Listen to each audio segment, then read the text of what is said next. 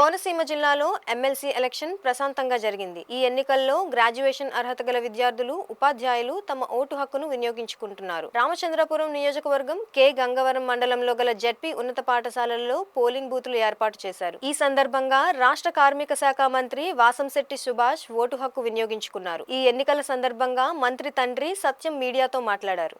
కాకినాడ జిల్లా జగ్గంపేట నియోజకవర్గంలో ఎమ్మెల్సీ ఎన్నికల ప్రక్రియ ఉదయం 8 గంటలకు ప్రారంభమైంది. జగ్గంపేట మండలంలో 1888 ఓటర్లకు గాను 3 పోలింగ్ కేంద్రాలను ఏర్పాటు చేశారు.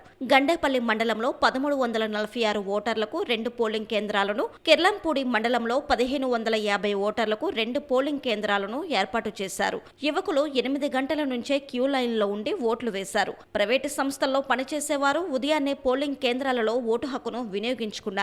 పెద్దాపురం డీఎస్పీ శ్రీహరిరాజు ఆధ్వర్యంలో పోలీసులు బందోబస్తు నిర్వహించారు. ఈ పోలింగ్ ప్రక్రియను తహసీల్దార్ జేవీఆర్ రమేష్ పర్యవేక్షించారు. అందరికీ నమస్కారం అండి.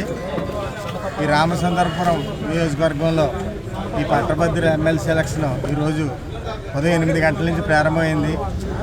మొత్తం 14 బూతులు రామచంద్రపురం నియోజకవర్గానికి సంబంధించి 14 బూతులు కూడా చాలా ప్రశాంతమైన వాతావరణంలో ఓటింగ్ జరుగుతుంది.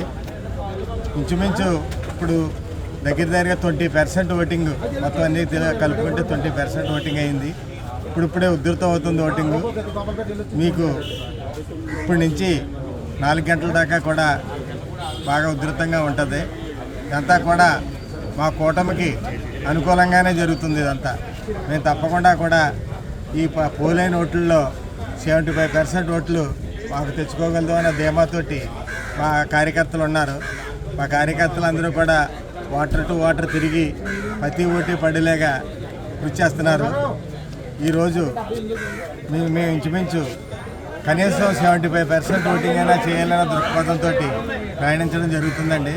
ఎక్కడా కూడా ఏ అవాంఛన ఏ సంఘటన జరగకుండా చాలా ప్రశాంతమైన వాతావరణంలో ఈ రామచంద్రపురం నియోజకవర్గంలో 14 బూతులు కూడా నేను సందర్శించడం జరిగింది. ఈ 14 బూతులు కూడా ప్రశాంతంగా జరుగుతుంది.